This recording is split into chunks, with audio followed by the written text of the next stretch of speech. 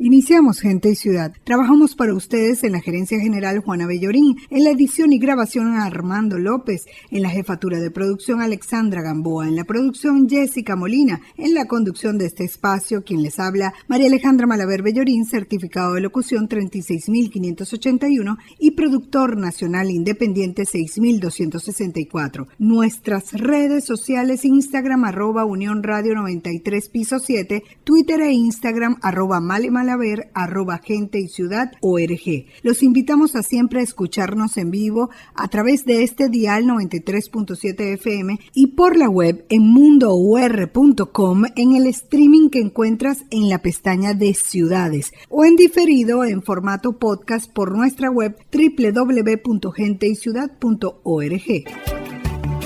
Síguenos en Instagram, @Unión Radio 93-7 y @Male Malaver. Ser ciudadano, un ser íntegro y coherente. Ya en línea Juan Medina, abogado con más de 20 años de experiencia en la gestión pública, gran amigo, su Twitter @Juan Eduardo, se escribe con H intercalada, JHUAN, @Juan Eduardo. Y esto era un tema pendiente porque, bueno, tuvo algunos problemitas personales y no lo habíamos escuchado la semana pasada, pero en este tema ya habíamos caminado un poco y queremos que hoy lo termine de desarrollar. Se refiere al índice de percepción de corrupción, pero en específico cómo está Venezuela y los países de Latinoamérica en ese índice. ¿Cómo está, Juan? Bienvenido.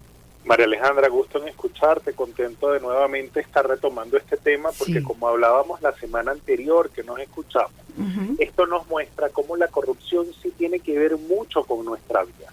La corrupción no solo afecta a esa víctima de corrupción directa, también afecta a todo el país. Fíjense que para hablar de esto estamos usando de referencia el índice de percepción de corrupción que realiza la Organización de la Sociedad Civil Transparencia Internacional. Es un índice que mide unos 170 y pico países en todo el mundo y que nosotros tenemos lamentablemente una posición muy baja en este índice, pero antes de entrar a analizar o a comentar cómo está la región, hay dos cosas que me parece muy importante señalar. Este año Transparencia Internacional en ese índice muestra cómo la corrupción tiene mucho que ver con los conflictos sociales y la seguridad de los países. Y establece una relación como los países más corruptos son los países que tienen más conflicto social y menos seguridad en los ciudadanos.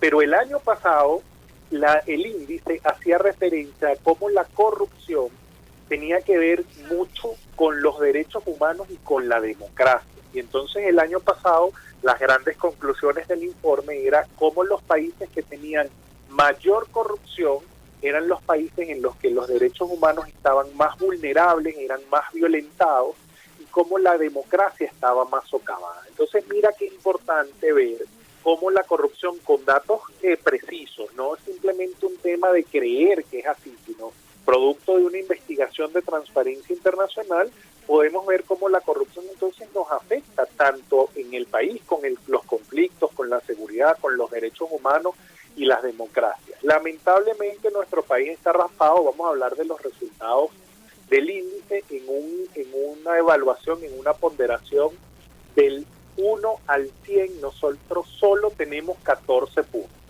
Son 180 países que se evaluaron y nosotros estamos en la posición 177. Es decir, estamos peor que Nicaragua, un país que sabemos todo lo que está atravesando hoy en día, y nosotros todavía estamos peor. Somos el país que está peor en la región. Puntean en la región por buenos resultados y esto nos da un aliciente en el entender que no solo Dinamarca, que está en el primer lugar, no solo Nueva Zelanda, que está en el primer lugar, sino países que son cercanos a nuestra realidad, como es el caso de Uruguay, han podido luchar contra la corrupción. Uruguay está rankeado, es decir, ocupa el país número 14 de los 180. Un país latinoamericano como nosotros, que habla nuestro idioma, que tiene unas realidades similares, evidentemente que ha querido luchar contra la corrupción. Eso es muy importante aclararlo. Pero de los 100 puntos, Uruguay tiene 74. Fíjense el contraste contra nosotros, que tenemos solo 14 puntos. El otro país que en la región se separa del resto por su buen desempeño en el índice de percepción de corrupción es Chile. Chile ocupa la posición 27 de los 180 países y tiene un rango, una puntuación, de 67 puntos sobre 100. Me voy a detener un poquito aquí porque Chile y Uruguay tienen gobiernos abiertos, es decir, sus gobiernos han acogido principios de gobierno abierto, quiero decir transparencia, rendición de cuentas, participación ciudadana, pero fíjense lo importante, que es que además de estos principios tradicionales del gobierno abierto, también hay que incorporar la lucha contra la corrupción, porque por ejemplo países que también tienen principios de gobierno abierto como Brasil, como Colombia, como Perú, no tienen las mismas posiciones que tienen estos dos países, es decir, que la lucha contra la corrupción en sí misma es necesaria, no solo como consecuencia de, si nosotros somos gobiernos abiertos, si nosotros tenemos gobiernos abiertos, si hay una participación, una transparencia, una rendición de cuentas, eso disminuye la corrupción. Es cierto, eso lo disminuye, pero el enfoque de lucha contra la corrupción tiene que ser directo. Por eso siempre hablamos en este espacio cuando nos referimos a que la lucha contra la corrupción en sí mismo es necesario, es un compromiso que tienen que asumir los gobiernos. Fíjate que en el caso de Argentina, su puntuación es muy pobre, solo 38 puntos sobre 100, y el ranking de los 180 países es de 94.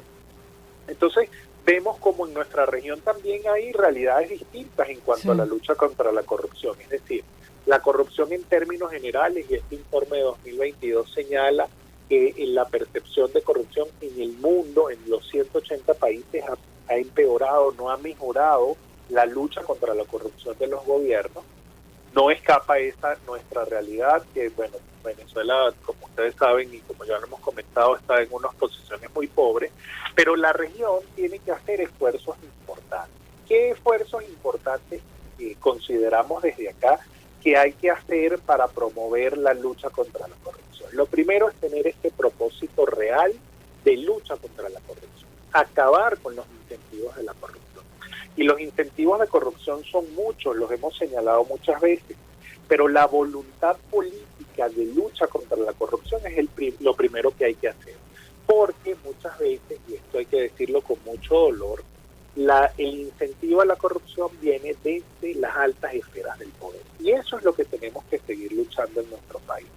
Yo invito a todos los que nos escuchan a que entren a la página de Transparencia Internacional. La página es muy fácil, transparencia en inglés, transparency.org, y hay un mapa interactivo que le permite a uno ver cómo se han desenvuelto y cómo se han desempeñado los países a lo largo del tiempo con este índice de corrupción, y entender también cuál es nuestra posición como ciudadanos en esta lucha contra la corrupción. Sí. No ser permitivo, exigir que se luche y luchar todos para que cada día podamos avanzar en esta lucha. Sí, bueno, entonces, además de ser una vacuna contra la corrupción, el hecho del gobierno abierto es la fórmula entonces también para, subir en esta puntuación, que estamos muy mal, y mientras esta puntuación está mal, entonces los ciudadanos estamos mal. Y es en lo que venimos trabajando todos los lunes más temprano. Hoy hicimos una sección porque estamos de celebración, 73 años del nacimiento del circuito, y por eso atendimos hoy a Juan un poquito más tarde. Pero ahí está la información, nos volvemos a escuchar el próximo lunes. Era Juan Medina, abogado con más de 20 años de experiencia en la gestión pública. Su Twitter, @JuanEduardo, con H intercalada, JHUAN, @JuanEduardo. Síguenos en Instagram, @Unión Radio 93-7 y @Male Malaver. Despedimos Gente y Ciudad. Trabajamos para ustedes en la gerencia general Juana Bellorín, en la edición y grabación Armando López, en la jefatura de producción Alexandra Gamboa, en la producción Jessica Molina y en la conducción María Alejandra Malaver Bellorín, certificado de locución 36.581 y de productor nacional independiente 6.264. No olvides, la meta, convertirnos en los ciudadanos que el planeta necesita a partir de nuestra acción individual. La estrategia, dar siempre lo mejor de nosotros.